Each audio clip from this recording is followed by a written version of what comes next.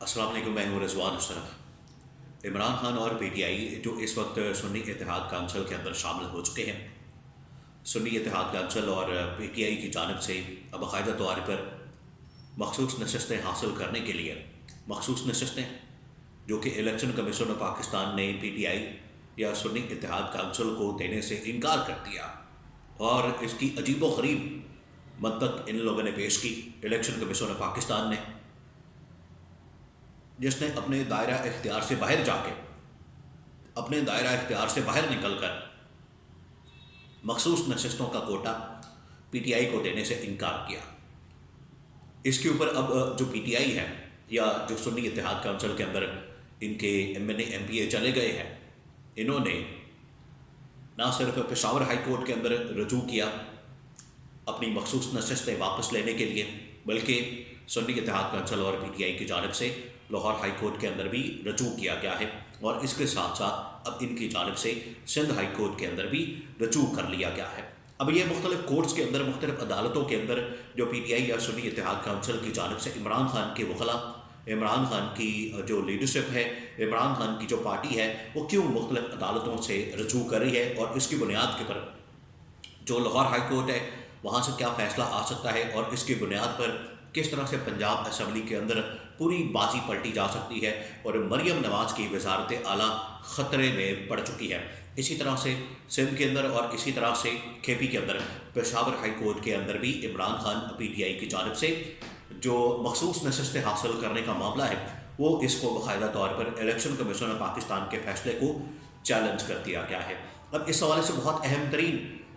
Developments ہوئی ہیں اور ان کیسز کی سماعت ہوئی ہے، اس کے بارے میں آپ کو کچھ اہم ترین تفصیلات آپ کے ساتھ شیئر کرتا ہوں۔ دیکھیں، سب سے پہلے تو میں آپ کو یہ بتا دوں کہ الیکشن کمیشن آف پاکستان کی جانب سے جو پی ٹی آئی کو یا پی ٹی آئی کے جو لوگ سنی اتحاد کونسل کے اندر چلے گئے ہیں، ان کو مخصوص نشستوں سے محروم کر دیا گیا۔ اب محروم کرنے کی وجہ تو کوئی بظاہر نظر نہیں آتی، اس کی وجہ یہ ہے کہ اب پی ٹی آئی نے تو بڑی تعداد میں ووٹ لیا، پی ٹی آئی نے بڑی تعداد میں سیٹیں حاصل کی ہیں، تو اب یہ پی ٹی آئی کا حق بنتا ہے، یہ پی ٹی آئی کا رائٹ ہے کہ الیکشن کمیشن آف پاکستان آئین اور قانون کو سامنے رکھتے ہوئے، آئین اور قانون کو مد نظر رکھتے ہوئے جس کی جو سیٹیں بنتی ہیں مخصوص نشستیں وہ ان کو دے۔ لیکن الیکشن کمیشن آف پاکستان، آپ کو پتہ ہی ہے کہ election commission of Pakistan Imran Khan اور پی ٹی آئی کے خلاف پہلے دن سے کام کر رہا ہے، پہلے دن سے اس کو مسئلہ ہے پی ٹی آئی اور عمران خان سے، اور ایسا لگتا ہے کہ یہ نون لیگ یا پیپلز پارٹی کی بی ٹیم بن کے، حالانکہ اگر آئین اور قانون کے اندر دیکھا جائے، اگر جو حکومتی اور ریاستی سٹرکچر ہے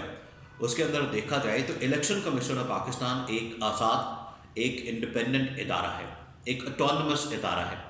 ایسا ادارہ جس کے اندر کوئی مداخلت نہیں کر سکتا، جس کے اندر کسی کو مداخلت کرنے کا اختیار موجود نہیں ہے، اور کوئی بھی اس کے کام کے اندر مداخلت، انٹرفیئرنس کرنے کا حق نہیں رکھتا۔ لیکن اس کے باوجود اس طرح سے لگتا ہے کہ جس طرح سے پیپلز پارٹی اور نون لیگ والے یہ الیکشن کمیشن آف پاکستان کو چلا رہے ہیں، الیکشن کمیشن آف پاکستان کے اندر براہ راست انٹرفیئر کر رہے ہیں، اور یہ آج سے نہیں ہو رہا، یہ ہو رہا ہے تب سے جب سے عمران خان کی حکومت کا تختہ الٹا گیا ہے، تب سے لے کے آج تک یہ معاملہ چل رہا ہے،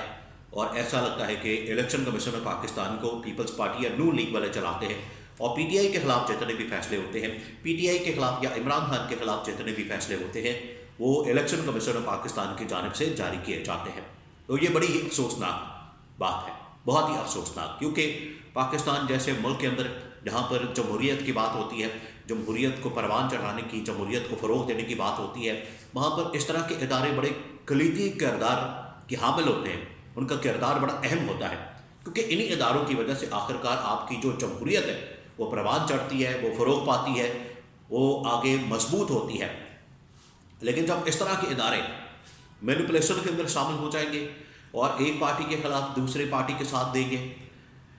ایک پارٹی کے خلاف ہو جائیں گے، دوسری پارٹی کے ساتھ مل جائیں گے، تو اس طرح سے پھر ادارے بھی کمزور ہوتے ہیں، جس کی وجہ سے الٹیمیٹلی جو جمہوریت ہے وہ کمزور ہوتی ہے، جو آج پاکستان کے اندر ہو رہا ہے، کہ جن کو ووٹ پڑا ہے، جن کو سب سے زیادہ ووٹ بینک ملا ہے، جن کو سب سے زیادہ سیٹیں ملی ہیں، ان کا مینڈیٹ چوری کر لیا گیا ہے، اور اس کے اندر الیکشن کمیشن پاکستان نے جو اپنا کردار ادا کیا ہے، جو شرمناک کردار ہے، وہ اب کھل کر سامنے آ گیا. جب ان کی جانب سے اپنی ویب سائٹ کے اوپر فارم 45 اپلوڈ کیے گئے ہیں تو اس کے اندر جو دھاندلی کی گئی ہے، 1 مہینہ لگا کے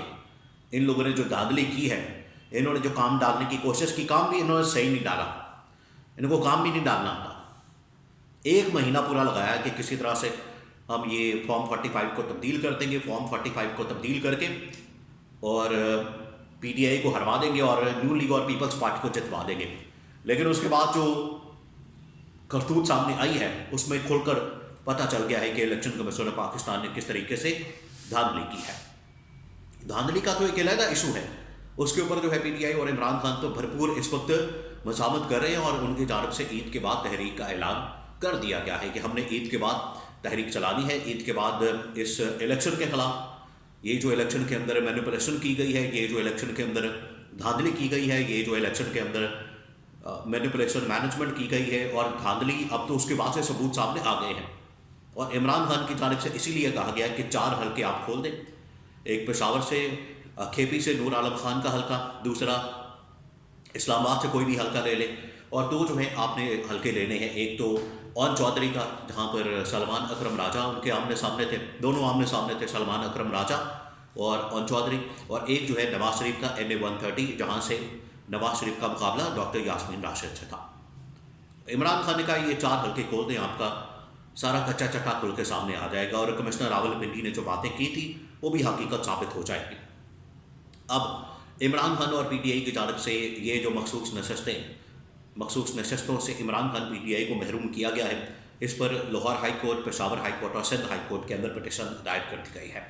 پشاور ہائی کورٹ نے تو اس کے اوپر اسٹے دے دیا ہے، پشاور ہائی کورٹ کی جانب سے اس کے اوپر اسٹے آ گیا ہے کہ جتنی دیر تک، اور یہ اسٹے آیا تقریباً کوئی 13 مارچ تک، کہ جتنی دیر تک یہاں پر کیس پینڈنگ ہے، جتنی دیر تک عدالت کے اندر کیس چل رہا ہے، اتنی دیر تک یہ جو مخصوص نشستوں پر آنے والی خواتین اور اقلیتی نمائندے ہیں وہ حلف نہیں اٹھا سکتے. لیکن اس کے باوجود پنجاب کے اندر اسپیکر قومی اسمبلی ملک احمد خان کی جانب سے اجلاس کال کیا جاتا ہے، اجلاس بلایا جاتا ہے، اور وہاں پر مخصوص نشستوں پر حلف برداری کی جاتی ہے، جس کے اوپر اپوزیشن بھرپور احتجاج کرتی ہے کہ عدالت کا پہلے سے فیصلہ موجود ہے اور ان کی حلف برداری نہیں ہو سکتی. لیکن اس کے باوجود وہاں پر حلف کروایا جاتا ہے صرف اس مقصد کے لیے کہ کل جو ہے صدارتی انتخاب ہے، صدارتی انتخاب کے اندر ووٹ حاصل کرنا ہے. کسی طرح سے بس جڑے ہوئے ہیں، ڈٹے ہوئے ہیں کہ دھاندلی ہو جائے، مینڈیٹ چوری ہو جائے، عدالت کے فیصلے کی دھجیاں اڑا دیں، آئین اور قانون کو پامال کر دیں. ان کو کوئی پرواہ نہیں ہے، ان کو صرف اپنے مفاد، اپنے فائدے، اپنی ذات، اپنے مفاد کی پڑی ہے. تو پی ٹی آئی جو ہے وہ لاہور ہائی کورٹ کے اندر چلی گئی ہے. پی ٹی آئی کی جانب سے لاہور ہائی کورٹ کے اندر پٹیشن دائر کر دی گئی ہے، اور لاہور ہائی کورٹ کے اندر بھی اس حوالے سے استدعا کی گئی ہے. پٹیشن کے اندر یہ